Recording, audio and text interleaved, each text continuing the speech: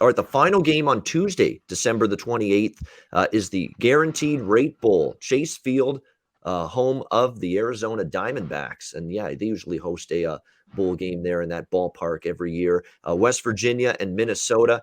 We've got Minnesota 4-point favorites here, 45 the total in this game. A low total here, but you understand why. These two teams more known for what they do on the defensive side of the football, no question about that going into this game.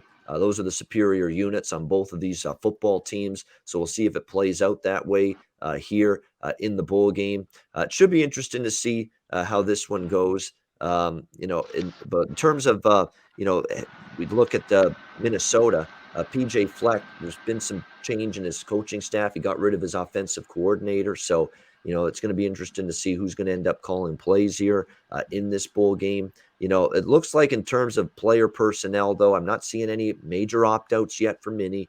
There's a couple players that left in the transfer portal to West Virginia, but they're backups. They're not starters. So it looks like this is a game where there's no major absences and no major coaching influx on both sides, either with Neil Brown or and his staff, other than, of course, PJ Fleck dismissed his offensive coordinator. That's about it. So it's an interesting one here. West Virginia, certainly better defensively than offensively. Same with Minnesota going into this game. And you look at both of these teams, West Virginia has definitely been a little bit more balanced offensively.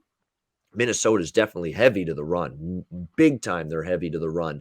They run the football more than double the amount of times they throw the football. And they're going up against a West Virginia team that overall in the year, they have been pretty good shutting down the run. Same thing with Minnesota. But I think what the difference is, with both of these teams being good against the run, Conor Mack, West Virginia's pass offense has at least been a little bit more productive. At least with Jarrett Doege, they're throwing for 256 passing yards per game. Minnesota's only getting 166 passing yards per game out of the passing game this year with Tanner Morgan. So it really has been trouble, getting Minnesota to have success through the air. So to me, this comes down to the fact that which team can I bank on? If both teams are going to struggle to run the football, which I think could be the case, although I never put it past Letty Brown, who's a very good running back for West Virginia, but Minnesota is good against the run. Which team and which quarterback do you have more faith in and confidence in to have success through the air? Probably West Virginia, based on those numbers. So the money's come in on them. And, you're not getting the 6.5, 7s that were out there initially. It's down to 4. But I'd probably bet the dog before I lay more than a field goal with Minnesota here. What do you think? Guaranteed Rate Bowl, Arizona here, Conor. Yeah, I'm on the dog. There's just Minnesota. When they're dogs, I'm going to take them when they got to lay points, especially more than this in a field goal.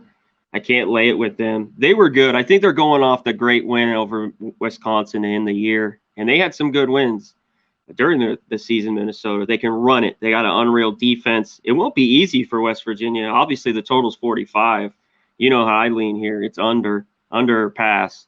So I think it's a low-scoring one. Too many points. I got to take West Virginia. You talked about Doege. I think he is a little bit better. They do throw it, but that West Virginia offense can be ugly to watch at times. So two schools. This might be the most exciting game to watch, but it should be close. So give me the dog here.